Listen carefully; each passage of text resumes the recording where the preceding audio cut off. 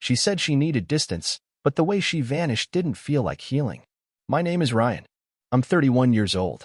I live just outside Dayton, Ohio, and I work nights at a distribution center. Nothing glamorous, but it pays the bills. My wife, Marissa, is or was a high school English teacher. We met 6 years ago, married for 3. I thought things were solid. Not perfect, but solid. That was before the silence started. It was a Thursday night, just after 10, when I pulled into the driveway. The porch light was off. That wasn't normal. Marissa always left it on when I worked late. I figured she'd just forgotten. I stepped inside, dropped my keys in the bowl by the door, and checked my phone like always. Nothing. Not a text. Not a missed call. Not even one of her usual one-word check-ins. Home or tired. She'd sent a message earlier that morning, something cryptic. Please don't reach out for a little while. I'm overwhelmed. I need space to heal alone. No texts, no calls. That was it. At the time, I didn't push back. I figured maybe she just needed a few days to breathe. We'd had a tense week, sure, but nothing outrageous. Just normal married people stress. Money stuff. Job stress. I thought she just needed to cool off. But the way she disappeared? That didn't feel like cooling off. The house was too quiet. Still smelled like her shampoo, though. Her mug, the yellow one with the chipped rim she always used, was in the sink, half full of cold tea. Her toothbrush was still in the holder. I opened the bathroom drawer, and her hairbrush and makeup bag were still there. But when I walked into the bedroom, the closet felt thinner. You know what I mean? Like a room that had been half emptied, but not enough to notice at first glance. I slid open the drawer where she kept her sleep shirts and socks. Half empty. I sat down on the edge of the bed, holding one of her sweatshirts in my hands, trying to keep my mind from spiraling. Then her mom called. I hadn't talked to her in weeks. We weren't close, but she was usually polite. Hey Ryan, she said, her voice tight. Have you heard from Marissa today? She's not answering me. I told her the truth. She sent me a text this morning saying she needed space. Haven't heard from her since. Her mom was quiet for a second. Oh, okay. She didn't mention anything to me. That's odd.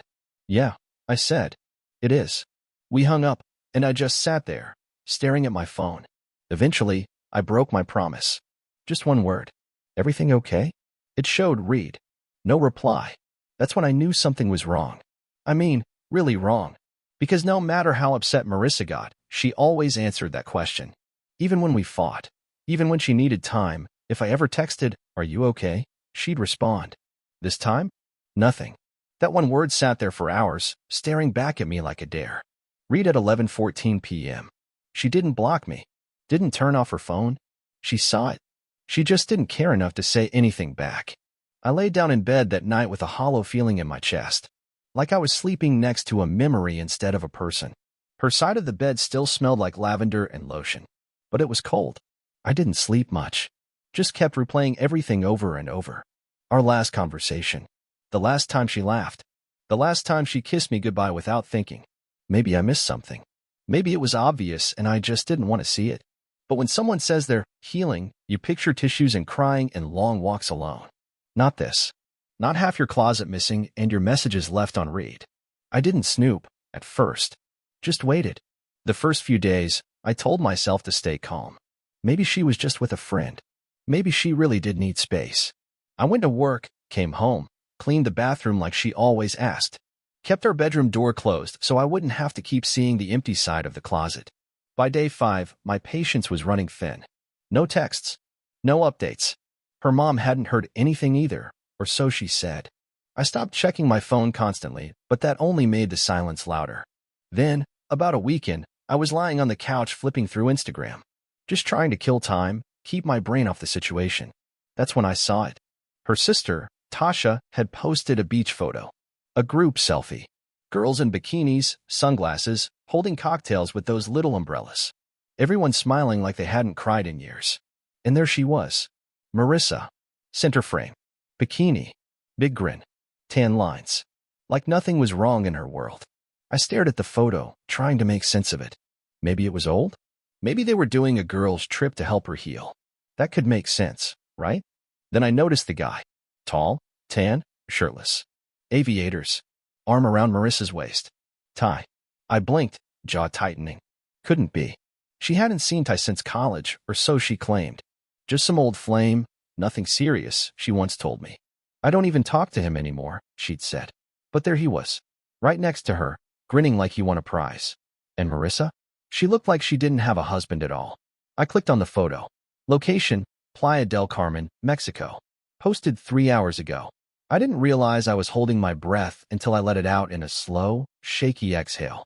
I scrolled again. Tasha had posted another pic. This time just Marissa and Ty, lounging by the pool. Her legs draped over his. One hand on his chest. The caption said, "Healing vibes, red heart." Healing. That word hit me like a punch in the gut. She told me she was emotionally overwhelmed. That she needed time. That she couldn't talk to me because she was trying to process things. Meanwhile, she was sipping tequila with some guy she once swore meant nothing. I sat there with my phone in my hand for a long time, staring at the photo like it would change if I looked long enough. Then I sent the photo to myself. Saved it. Didn't even know why. Just felt like I needed to hold on to it. Proof. A receipt. She told me she was crying every day. Told me she needed to be alone. Turns out, alone just meant not with me. I got up, walked into the bedroom, and opened the closet again. This time I didn't just stand there. I pulled out a box and started folding her clothes. One drawer at a time. Her leggings, her sweaters, her workout tops. All of it went into that box. I even tossed in her favorite throw blanket from the couch. The one she used when she had a bad day. If she was playing pretend single, I figured I'd help her make it real. By the time I was done, I'd packed up 3 boxes. I left her toothbrush in the holder. Figured I'd let her decide if she ever came back to get it. Then I sat down on the edge of the bed and stared at her name in my contacts. Still no response to my one-word text. But now, I didn't need one. I had her answer in geotags and Instagram filters. I boxed up everything. Shoes, makeup, even her plants. 3 days after the beach photos, I went full autopilot. I didn't yell, didn't text, didn't beg for answers. Just started gathering her stuff like a moving crew on a deadline. Her nightstand? Emptied. The drawers she cluttered with receipts and half-used chapsticks? Cleared. I even took down the framed quote she hung above our bed. "We grow through what we go through." What a joke. I didn't leave a single trace behind. If she was building a new life, I wasn't going to be the fool waiting around in the old one. I taped the boxes shut and loaded them into my car, one by one. Took them to UPS and shipped them all to her dad's place in Oregon. Paid extra for tracking and signature confirmation. I didn't want her accusing me of tossing her stuff or hiding it out of spite. I wanted a paper trail. Proof that I'd officially handed everything back. I sent her dad a quick text when I got home. "Your daughter will need a place to stay." No response. No surprise there. He wasn't much of a talker, but I knew he'd get the message. Next, I opened Facebook. Changed my relationship status to single. Unfriended her. Unfriended her whole family too. Didn't make a big post or anything dramatic. Just cleaned house. Quietly. 2 days later, my phone rang. It was her. I let it go. It rang again. Same number. I sat there at the kitchen table, phone buzzing next to my coffee, and I stared at it like it was a bomb waiting to explode. Third time, she left a voicemail. "Ryan, it's me. I don't even know where to start. Can we please talk?" I didn't listen to it twice. I didn't save it, but I didn't delete it either. Instead, I played it out loud at work. Just once. I was in the break room with a couple of the guys. Dave, the older guy with the oil-stained Reds cap, leaned back in his chair with a sigh. "Classic," he muttered. Kenny, the youngest in the shop, shook his head. "Man, you gave her space and she filled it with another dude." The room went quiet. Everyone gave me that look guys give when they don't want to say the wrong thing, but also don't want to pretend everything's fine. I didn't say much. Just stared at my coffee cup and nodded. "Let me guess," Dave said after a minute. "Now that things didn't work out with Beach Boy, she wants to come home like nothing happened?" I didn't answer. Didn't have to. That night, I replayed the voicemail once more. Her voice was soft. Not crying, but close. The kind of tone she used when she wanted to be let off the hook before she even explained herself. "Can we please talk?" "Sure. We could talk. But what was there to say? You told me not to call Marissa. You told me to leave you alone while you healed. So I did. I gave you silence. I gave you space. And you filled it with fruity drinks and Ty's 10 arms wrapped around you. That was your choice. And mine. Mine was this. No screaming, no second chances, no drawn-out arguments. Just action. I mailed your stuff. I unfriended your family. I let your calls ring. I changed the locks. And maybe that was the loudest thing I ever said. A couple days after the voicemail, her mom called me. She didn't sound mad. More confused. Ryan, she said, cautious like she was stepping onto ice. I just wanted to check in. Marissa said you two were taking some time apart, but now she's telling me you had her stuff shipped across the country? What's going on? I took a breath and kept my voice even. She told me not to call.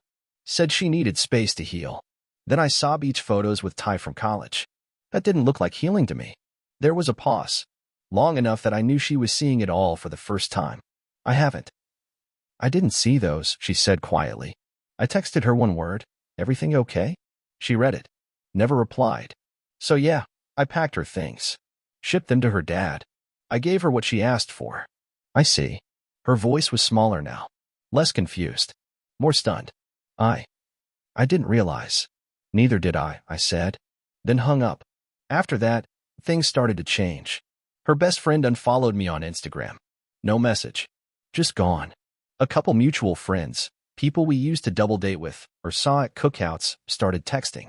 One guy I barely knew sent, "Hey man, just heard. You okay?" Another wrote, "Sorry you're going through it. We always thought you two were solid." That one made me laugh. Because if we were so solid, how did she rewrite the whole story before I could even tell it? Apparently, she was going around telling people I ghosted her, that I walked out during a hard time, that she had a breakdown and I bailed. Too bad the internet never forgets. Because I had those beach photos saved. Geotagged. Dated. Smiling with Ty the same week she told her mom she was too fragile to talk. I didn't blast them around, not yet. But I wasn't above showing them when it counted. Then one of our mutual friends, Melissa, who used to teach with Marissa, sent me something that made my blood boil. A screenshot of a group chat. At the top, Brunch Queens. In the chat, Marissa had posted one of the beach photos herself. Captioned it, "Ty helped me feel alive again." Alive. I guess that's what I was. Dead weight. I stared at that message for a long time. Not just the words, but the emoji. Like it was all a joke. A casual update. Like I hadn't been sitting at home washing her favorite mug, trying to respect her space while she played dress-up with a past fling. And what got me the most? She wasn't even hiding it. Not from her friends. Not from her mom. Just from me. She crafted this whole image of herself as the poor woman trying to find peace while her cold, checked-out husband just vanished. Meanwhile, she was holding hands with Ty and sipping mojitos in the sun. So yeah, when her mom went quiet after I sent the photo, I didn't follow up. Let the silence speak for itself. She wanted sympathy. She got it, from people who didn't know the truth. But now, the truth was starting to leak. And sympathy only goes so far when you've got receipts. I posted it on a Saturday night. Nothing fancy. Just a plain square photo, Marissa in that bikini, Ty's arm around her. You could see the pool in the background, and the caption her sister had written, "Healing vibes." Above the image, I wrote one sentence. When someone needs space, give it to them. Fully. Forever. No names. No tags. No dramatics. I just hit post and let the internet do what it does. Within minutes, the likes started rolling in. Then the comments. "Damn bro." Louder for the people in the back. Nothing worse than someone lying about needing space. Respect for how you handled it. 200 likes by morning. Some from friends. Some from strangers. A few from people I hadn't talked to in years. The real surprise? Ty liked it too. I saw his little circle pop up under the heart icon. At first, I thought maybe it was a mistake. But then I checked his page, yep. Same Ty. Same aviators. Still posting those gym selfies. I didn't know if he was being cocky, clueless, or just messy. Maybe all three. Marissa messaged me less than an hour later. "How could you do that to me?" No punctuation. Just panic.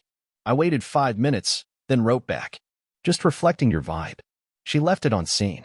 No follow-up. But the fallout came fast. A couple of her friends unfollowed her. Some of her old coworkers liked my post. I saw her sister Tasha's name disappear from my following list too.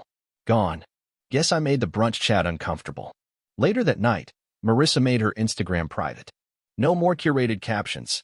No more soft-focused sunsets or motivational quotes about healing. Just a locked profile and silence. She didn't text me again. Her mom didn't call. But the damage was done. For years, Marissa crafted this image, put together, composed, thoughtful. The smart teacher who loved poetry and therapy podcasts. The one who said things like processing emotions and doing the work. But I didn't need to tear that down. I just let her words hang next to her actions. Healing. While half naked in Mexico with Ty. Overwhelmed. But smiling wide and tan with drinks in both hands. That post did what months of conversations never could. It showed people who she really was.